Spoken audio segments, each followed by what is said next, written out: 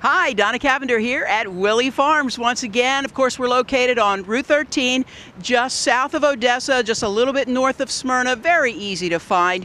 And you can check us out on the website if you'd like. That's willeyfarmsde.com. We have a Facebook page. You know where to find us. Well, we're here today, and as you can see, it's a little warm for me today. That's because we're doing the Best Burger Contest here at Willey Farms. And we've got some other segments that we'd like to play for you. Some segments that people come into the market and they say, oh, what about this and what about that? I love that and I love this. So we're going to replay some of those for you. So stick around for all of that. Right now, let's go check out the Best Burger Contest.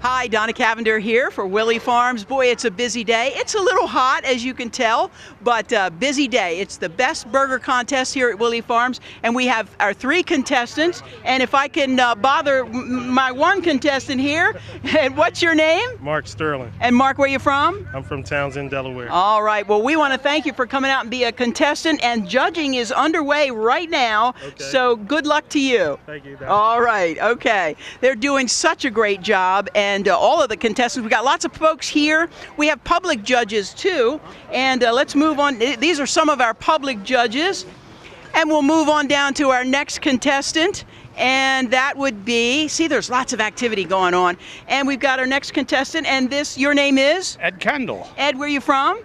I was born and raised in Wilmington, Delaware. Okay, well, great. Well, I saw your burger that you took over to the judge, and it looks pretty good. You got some stiff competition here today, though. Yeah, I mean, I came in and it's like, boy, am I outgunned. Oh, no, it's the cook, right? And you have confidence in your burger. Oh, yeah. All right. And see, you can win a contest with little background home charcoal.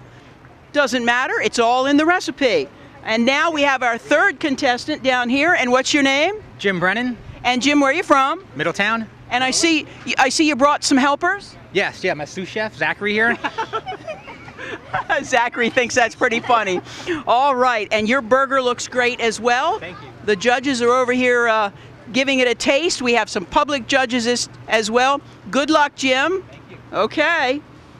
And over here we have our judges. You know, it's a rough job, but somebody's got to do it. And these are the folks that are doing it today. We've got Craig Harleman from the Delaware State News. They're all in the process of eating, so we're not going to ask them to say anything. So we got Craig. He's a features editor at Delaware State News. And we have Michelle Libitzer, who is the head cook at Helen's Sausage House, just outside of Smyrna, just down the road from us. And we also have Bill Powers, who is a Newcastle County councilman and also one of our local farmers. So those are our judges, and you can tell they are hard at work trying to figure out which one of these is the best burger.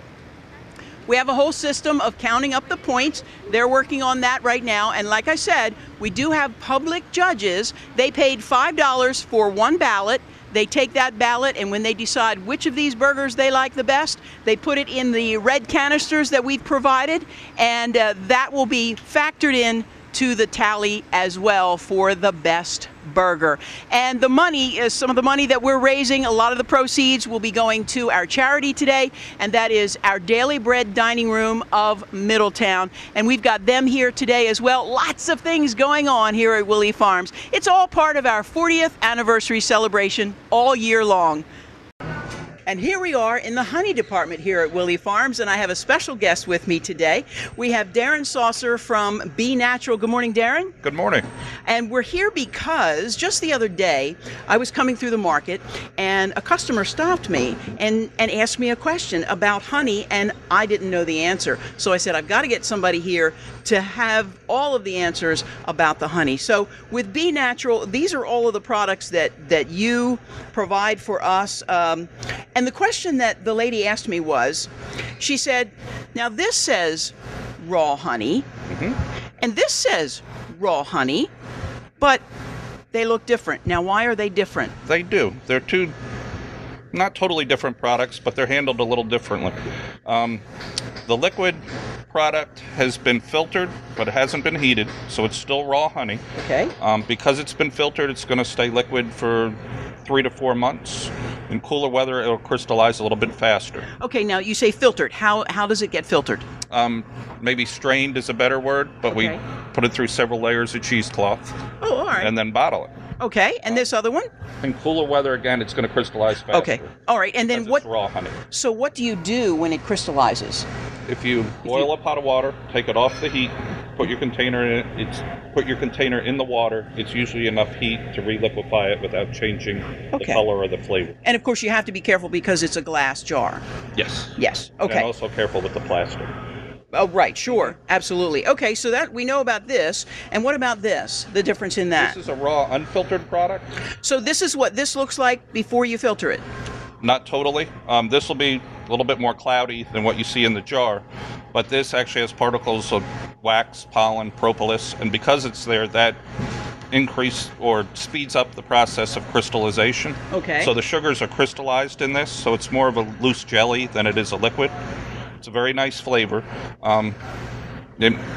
Some people feel you get a little bit more nutrients because there's a little bit more pollen, probably a little bit of propolis in there. Okay, well that's what I was going to ask. Why would the customer come in and choose one or the other over the other one? It would be because it's just processed a little bit less. Okay. A little bit closer to what would come right out of the hive. Okay. All right. And speaking of coming right out of the hive, we also have this too with you can see the honeycomb right in there. And so tell us how this is processed and gets into the jar. This product is always a very limited supply, and you're always after me to try to make more. I try my best, but we're always out. This is basically our raw filtered honey poured around a piece of the actual honeycomb. Okay. The comb's just cut right out of the hive, put in the jar, and then we pour our honey around it. Okay, great. And of course, we've got the smaller jars here, and of course, this everybody knows about the honey bear. So we've got this, and also in the smaller sizes of the honey bear. Right. And But I try to match up the 12-ounce size, 24-ounce, 48-ounce, so you have a choice between glass or plastic. okay, Some great. people prefer the glass. Right. So there is a choice there, and also, of course, we have the larger sizes of the 80 filtered ounces honey. in either glass or plastic. I see a lot of customers coming in and they pick up the really big jars. And now, how long would a jar like that last for a regular user? That's a good question. I have a lot of customers. Every 2 weeks or so, I see them getting another jar. Wow. I always tell people if you don't use a lot of honey, try to get it amount that you'd use in 3 to 4 months because the raw honey will start to crystallize. It will start to crystallize, and then you have some issues. Okay. Now, when I first started coming here and seeing the honey display, I saw this. The pollen. Now, it's honeybee pollen, and you can see that it's little crystals. It's not in liquid form at all. So tell me about the pollen and what we can use that for and why people want to buy the pollen. Sure. It's actually pure plant pollen, and we collect it from the bees as they're coming into the hive. We put up what's called a pollen trap. It's basically a metal grid or mesh. As the bees hit their legs against it with the pollen sacs, the pollen drops in, and then it's air dried. Okay, so pollen's very high in B vitamins, has all your amino acids. I think it's 22% protein by weight. I did hear that some people are using the pollen, like a teaspoon of pollen, instead of those energy drinks because it does give you lots of energy. Being 22% protein, it definitely gives you a big boost. Okay. And you want to eat that raw, so you take it off a spoon, put it in a smoothie. Some people sprinkle it over ice cream. There's no sweetness to it. Okay. Tastes a little bit like wheat germ, maybe. Maybe put it on your cereal? Can put it on cold cereal also. Okay, great. And how about this? We have this. It's beeswax. And why would someone come into the market and purchase a brick of this beeswax? Beeswax can be used for crafts, woodworking, people that want to make their own skincare products. Some people melt it down and make their own little candles. But that's a byproduct of the honey. When we're done extracting the honey, we end up with capping wax, which you can melt down. And we pour it into a little block, and that's the beeswax. Okay, because when you make whatever you make, there's always a byproduct. Is that basically the only byproduct that you have with the honey making? We do the beeswax. We do make candles. We have the pollen and our local raw honey. That's pretty much it. Okay, great. And also we have these honey sticks. This takes me back to my childhood. The kids used to get these, but these are in many different flavors.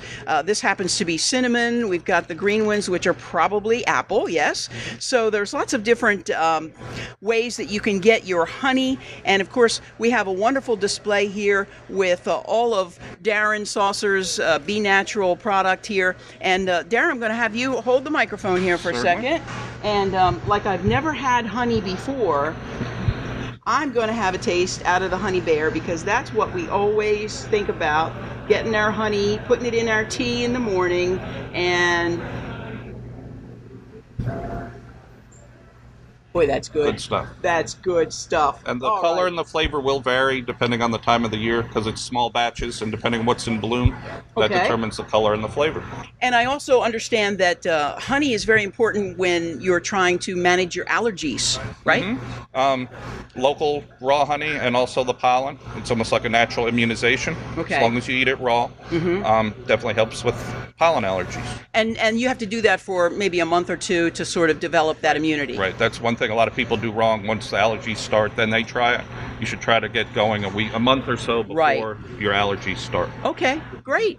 Darren, thank you so much for all of the great information. Really appreciate it. Thanks for stopping by. Now we know all about honey. We're getting ready to start where we're barbecuing already, Donna. We told them what we're going to do. We got things started, and well, let's talk about what we got, because I couldn't. Many times, every time I come down here, I learn something new.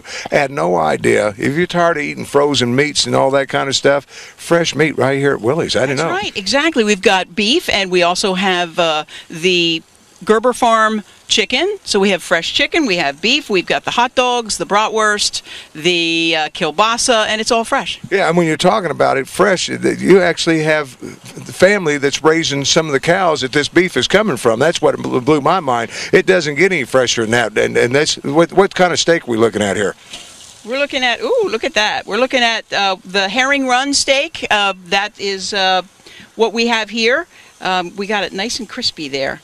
That's where I like it, though. That's good. We also have some hamburger that we're going to work on, and let's see, let's turn this, make sure we don't, I never said that I was an expert at this, but we're doing this on the fly and everything, which makes it kind of difficult to cook and everything. But I want to tell people, because I didn't realize the whole entire thing that we've got set up here, including the charcoal, is all right here at Willey Farms. I mean, that's right. We're using the charcoal that we have. It's called Cowboy Hardwood Charcoal, and that's what we're using in our Weber grill today. Yeah, and a lot of people, go into the gas and everything else, but you don't get the flavor that you're going to get when you're talking about barbecue and doing it right than what you're going to get with using real charcoal. I mean, that's it. It's totally different. You're right. It is. And that's what I like. I don't want this gas and everything else. And if you haven't tried, this charcoal, you definitely want to try it. It's one of the better. It delivers a different flavor than what you're getting from the other charcoals. Now, with the steaks that we've got, you do that over medium heat, and you can grill it about 8 to 10 minutes on each side, or if you want it medium rare, only about 5 minutes on each side. That's for the steaks. And we've got these chickens. We've got the chicken that we've had marinating for about an hour. And I'll tell you that Susan, our chef, who makes everything from scratch, just loves this Farmer Boy restaurant Greek dressing, and she swears by marinating these chicken cutlets in this dressing. So we'll be the judge of it when it's all said and done. I mean, you just put them on there because they look good sitting in there. I mean, I'm ready to eat them right now, because when you're talking about, and that's the key to barbecue. I want to tell people is knowing what and how to do it, and the right marinations, right flame, all that comes with, and the more you do it, the better you get. But the one thing you guys have is expertise down here that you can definitely help people like you said, go to the chef, talk to her. She'll give you some ideas. She cooks every day. I mean, she does this for a living and knows what she's doing. Those chicken look absolutely great. Now, yeah, and you can smell the now, smell. I want to remind people that you can get everything that we're talking about. You can get right here. This Greek dressing is available. If you don't like the Greek dressing, there's a lot. You know, when it comes to it, you guys have everything in there. We have a great selection of the different rubs and sauces. We have rubs, we have sauces, we have marinades. It's all in there, different kinds, and this is just a small fraction of what we've got in there. Yeah, because I like a good rub on my steaks and stuff. But you got also, I'm just pick this up. You got a pork rub. You know, that's hard to come by. Is a good pork rub. We cover it all. We cover it all. You're making hamburger patties now, and I got to say the meat coming from here also available inside Willey's. I mean, you know, we when you talk about Willey's Farms, you're always talking about the plants and the produce and everything else, but there's so much more here. So if you're looking to go, if you're heading down to the beach and you got to stock up the beach, you know, there's not a better place. You're right off Route 1. You jump right off here. You load up your everything you need right here. You got another hour's drive and you're at the beach and everything's kind of fresh. Right, you know, goes right back into the refrigerator and you're ready to go for the entire weekend. You're going to love it all weekend long. Now we're making some hamburgers here, and when you make your hamburger patty, you want to make sure that you don't work the meat too much, because then it'll get kind of dry and tough. And also a little trick that when you're making the patty, put your thumb in the middle and make the middle just a little bit thinner than the outside, because when your meat cooks, it expands. And so if you make it a little thinner on the inside, when it cooks, it'll cook up to a nice flat patty instead of something that looks like a football. You know? Yeah, that's the key that I've been missing. I thank you so much. I've got that now. I can now do hamburger patties. It's going to look like a hamburger patty. And they have so much information. They know about everything. Yeah. Ask them a question and they've got the answer. And if they don't, they'll get somebody that does. I mean, even the decorations out here. I wanted to, because we mentioned something about some dish towels and stuff like that, and you pointed out that's even available inside. Absolutely. In the home accent area, we have these new. They just arrived in the last month or so. They are Delaware themed linen dish towels. And then what a great thing to have down at the beach or at your house or anything else is to have that right there. Now this is we've learned about this as you're opening this up. I learned about this last time, and I made my own. I mean, I actually made my own at the house. Now I just cut a slice of that, and anytime I'm cooking, like you're going to do with the steak here, I love dropping that on a steak afterwards, and it just, oh man, the taste of it is just unbelievable. This is garlic butter, and we showed you last time how to make it. If you need to find out more, you can always just come down here to Willey's, and you guys, everybody cooks with that down here. And it's so good. And you can have it available in your refrigerator. You make it up, you have the roll, you keep it in there, and it keeps nice and fresh. And you can cook vegetables with this if you're sautéing or anything like that. Or when you do a steak, just put it on there, and it's nice and hot, and it starts to melt. It doesn't get any better. I'm telling you, it's absolutely delicious. And then it depends what you like. There again, check out the different rubs because we're showing you some of the condiments that's here. But that's nothing. If you look at that shelf in there, how many you guys have and the selection that you have? We have the entire front wall is full of rubs and marinades and sauces.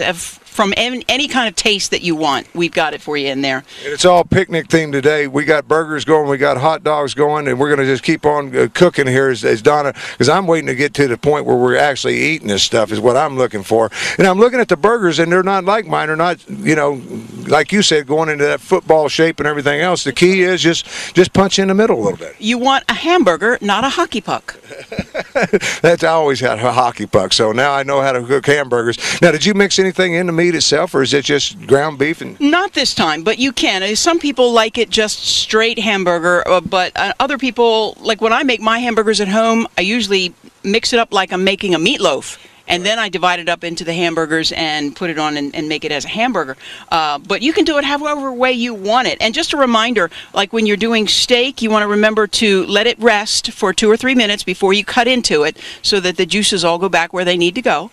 And try not to poke it. I'm using tongs and a spatula, but I'm not using this. You don't really want to use this too much because you start poking at it, and all the juices flow out, and then you've got a dry whatever it is. That's where a lot of people make the mistake and lose their flavor out of that. Right. Now, going back to the hamburgers, I was thinking, one of the things I like doing is taking a good rub as you're doing that with your hamburger and putting that in there as well. Right, so it really gives you some great flavor. So, there, it just depends on your likings there. But I got to remind you, Willey's Farms, we got to remind everybody where we're located on Route 13. If you don't know where Willey's Farms is, and a lot of people, like I said, pass by here at 60 miles an hour, and they think it's a produce, and that's it. But there's so much here. I mean, when you're talking about it, I don't care what it is. Full-blown grocery store is what you've got. Plus, all the plants and vegetables and everything else, it doesn't get any better, and it's all fresh, folks. When I talk fresh, I'm looking at this chicken. Oh, man, that's looking really good, Donna.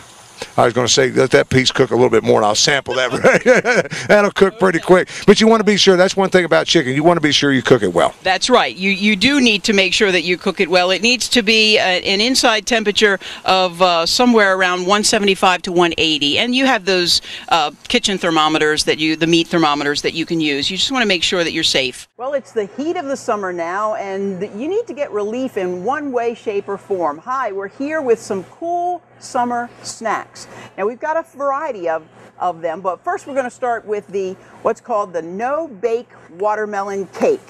And here's how it goes. You get your nice seedless watermelon, make sure you thump it, make sure it's going to be good. If it has a nice kind of a hollow sound, it's going to be nice and ripe. So we get a nice sharp knife and you cut that down, turn it around, and cut that again. And of course you don't want to waste this, so you can cut that up and make little portions out of it, and people can enjoy that. But for the time being, we're going to put them in that bowl, and you turn it up like this. And there are a number of different ways that you can actually cut this away. What I'm going to do is kind of like what you might do with a pineapple, is cut it away like this. Cut the rind away. And there are a number of different ways that you can actually make the cake. You can make it an upright cake, which is what I'm attempting to do at this point.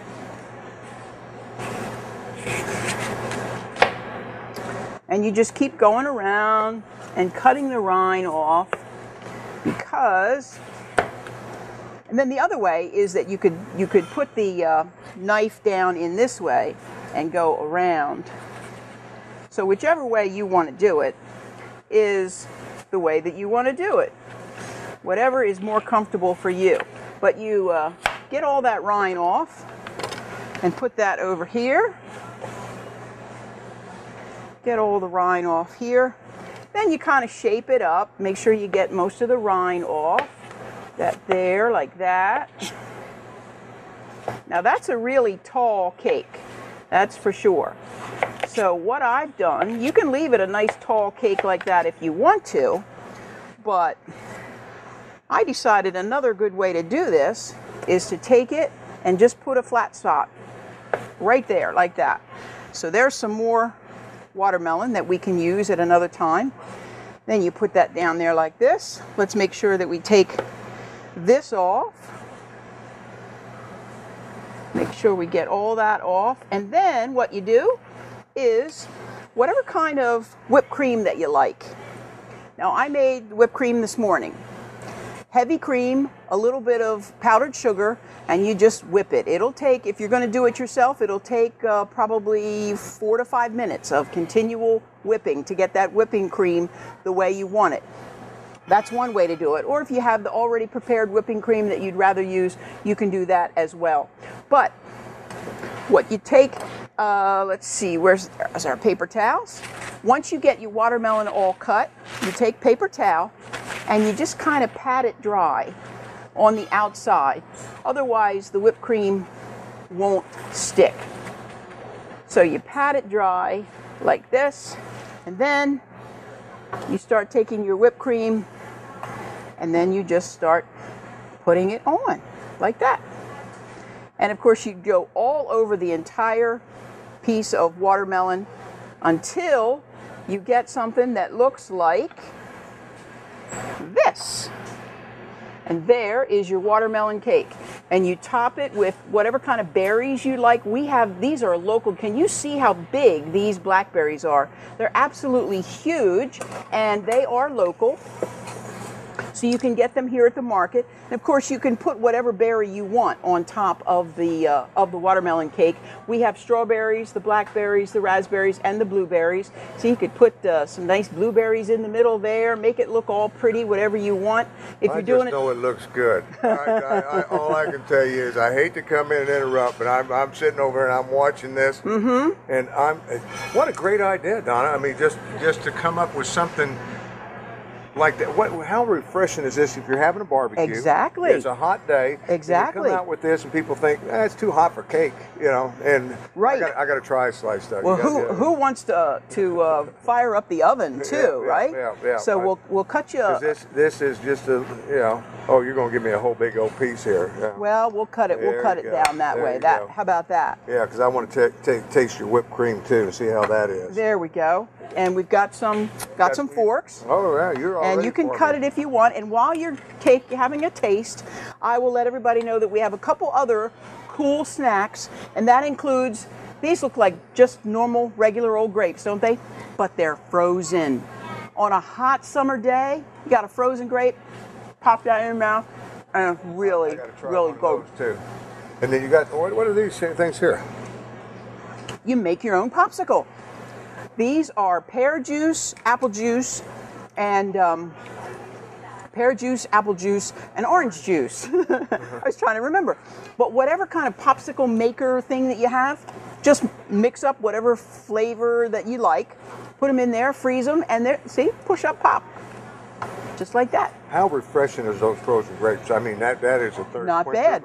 Everything is. Great ideas. I mean, it's all. And for more information, they're always doing something. You can always find out more right here at Willey Farm. That's right. Well, we got to move along. I mean, we're running on time. But the watermelon cake, you know how to do it now. Make your own. That's right. Yummy.